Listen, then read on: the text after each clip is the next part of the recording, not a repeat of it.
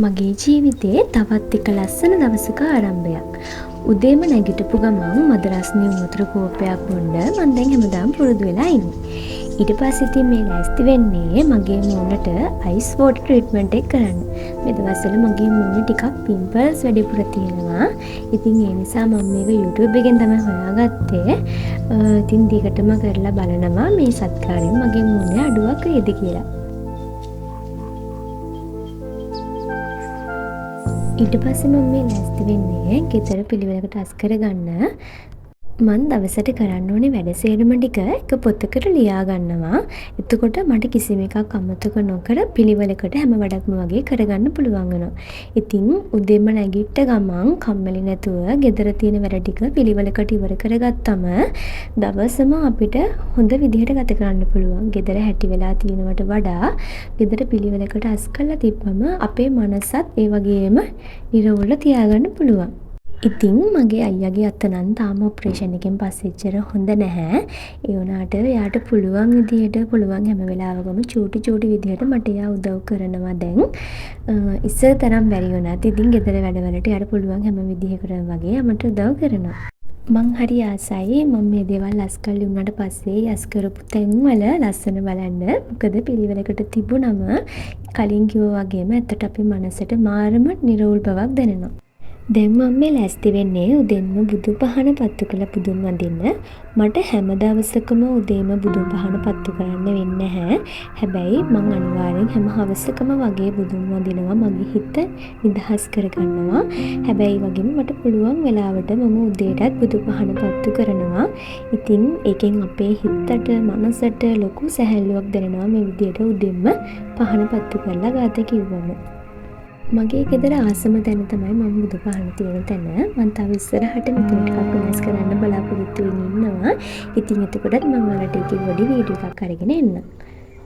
නාගරික පරිසරයකින් අපිට මේ වගේ දේවල් දකින්න නැති වුණත් මම මෑතකදී ඉඳන් ටීවී එකෙන් මේ වගේ දේවල් බලන්න අහන්න පුරුදු වෙලා ඉන්නවා. මට දැනෙනවා මගේ ඔළුව මනස ඒකෙන් ටිකක් සංසුන් වෙනවයි කියලා. ඉතින් ඇත්තටම ඒකත් හරි ලස්සනයි දවස ආරම්භෙට. ඊළඟට මම මේ ලෑස්ති වෙන්නේ අපේ අයියයි මායි දෙන්නම ආස දෙයක් උදේට වෙන්න හදන්නේ. ඒ තමයි පැණිසව් එකක්. හැබැයි මේ පැණිසව් එක හදද්දි මං අතින් හකුරු ටිකක් වැඩි වුණා. ඒක නිසා පොඩ්ඩක් පැණි රස වැඩි වුණා. ඉතින් ආපහු දවසක් හදද්දි ඒක චුට්ටක් අඩු කරලා හදලා බලන්න ඕනි. මම සාමාන්‍යයෙන් ගෙදර වැඩ කරනකොට සතිය දවස් වලට බෙදාගෙන තමයි වැඩ ටික කරගන්නේ.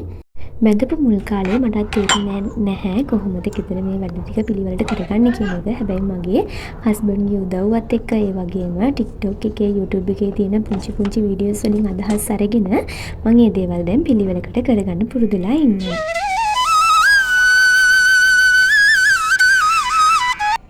මේක අපේ අයියා මගෙන් උයලා ඉල්ලපු කෑම එකක්. එයාට මේ විදිහට බත් කන්න ඕනේ කියලා කිව්වා. ඉතින් කහබතුයි පරිප්පුයි මස් උයලා පපඩම් එක්කයට බත් කන්න ඕනේ කිව්වා. වෙනදට මගේ අයියා තමයි මටත් එක්ක බත් කවන්නේ. මං හරි ආසයි අතින් අල්ල කවන බත් කන්න. ඒ වුණාට තාම එයාගේ අත සම්පූර්ණයෙන් හොඳ නැති නිසා ඉතින් මං තමයි එයාට බත් කවන්නේ.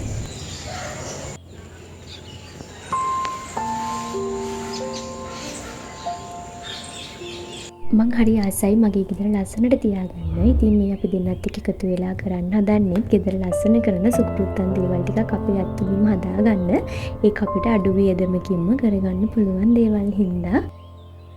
හවසට බොන්න ඉඟුරු දාපු හොඳ තේ දෙකකුත් හදාගෙන කඩින් ගෙනවපු රෝල්ස් වගේක් එක්ක කාලා පරණ කාටුන් එකක් බල තේ බොන තමයි අපි දෙන්න මේ හදන්නේ.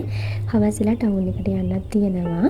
මේ ජීවිතේ කාලය කියන එක හරි වේගෙන් යනවා. දවසක් කියන එක හරිම ඉක්මනට ගෙවිලා යනවා. ඉතින් අපි දවස් ගානේ වයසට යනවා. ඒක තමයි ඇත්තටම මට නම් දැන් මේ ජීවිතය කියන එකේ තේරෙන්නේ.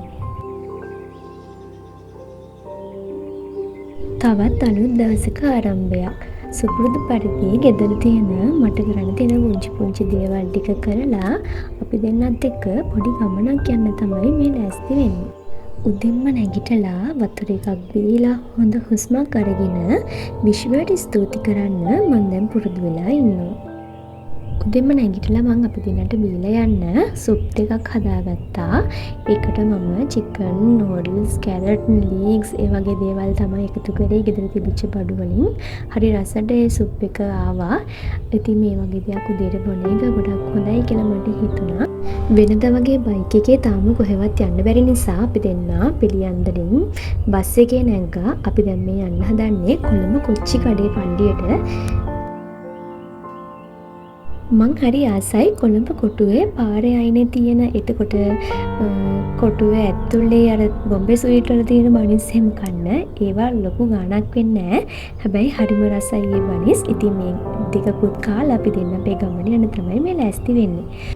ගොඩ දවසකින් තමයි අපි දෙන්න මේ කොච්චි කඩේ පල්ලියට ආවේ. වෙනදා නම් අපි දෙන්න 3-4 වතාවක්වත් මාසෙට පල්ලියට යනවා. හැබැයි දැන් ගොඩ දවසකින් යන්න බැරි වුණා. ඉතින් අද හිතේ හැටියට පල්ලියට ගිහින් හොඳට වැඳලා අපි දෙන්න දැන් මේ යන්න හදන්නේ මගේ බිස්නස් එකේ පොඩි වැඩ වගේක් කරගන්න. ඉතින් මේ විදිහට තමයි මගේ ඒ vlog එක අවසන් වෙන්නේ. අලුත් වීඩියෝ එකකින් ආපහු දවසක් එනකල් හැමෝම පරිස්සමට ඉන්න. ඒ වගේම අපිව බලාගෙන හිටපු ඔයාලා හැමෝටම ගොඩාක් ස්තුතියි.